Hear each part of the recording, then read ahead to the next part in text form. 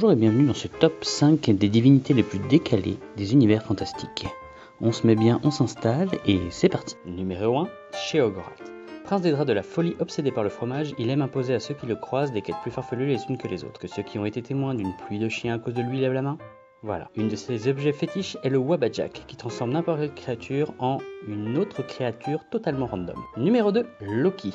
Dieu de la mythologie nordique, aussi espiègle que fourbe, il a réussi à imposer son style piquant dans de nombreux univers. Sacré farceur que ce Loki, qui d'ailleurs se fait nommer Trickster dans Supernatural. On le retrouve aussi dans The Mask, car c'est lui qui a créé le fameux artefact qui rend Jim Carrey tout vert. Je ne parle pas du Dream. Divinité bien fun dans Sion, que ceux qui sont déjà réveillés dans des situations impossibles avec une sacrée gueule de bois, après une soirée avec Loki à Las Vegas, lève la main.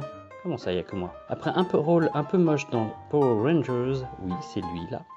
Il fait tomber de nombreuses demoiselles en pamoison avec son rôle de bellâtre dans Thor ou dans The Avengers, mais même s'il est un tout petit peu plus fade selon moi sous ses traits. Numéro 3, la mort. Sans appartenir vraiment à une mythologie donnée, on le retrouve sous la forme de l'Ankou en Bretagne ou de la Faucheuse en France. Sa forme féminine est, rappelons-le, l'amante de Deadpool, tandis que ses beaux yeux bleus font tout le charme de son incarnation dans les annales du disque monde. On le retrouve même dans Supernatural et en spécial guest dans les 4 chevaliers de l'Apocalypse à la fin du monde. Sa classe absolue et son air pince sans rire lui donnent tout ce qu'il faut pour être une des divinités les plus drôles, quel que soit l'univers. Numéro 4, Raiden, dieu dans la foudre dans Mortal Kombat.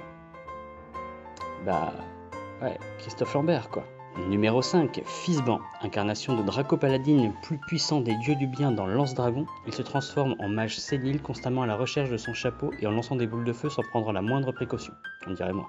C'est un peu le Merlin de Lance Dragon en fait. Et vous, c'est quoi vos divinités les plus tarées que vous avez pu rencontrer dans vos aventures, que ça soit en jeu de rôle, en jeu vidéo ou dans la littérature? Dites-le moi dans vos commentaires, je vous fais des gros bisous, mettez un petit pouce bleu, partagez et abonnez-vous. À très bientôt.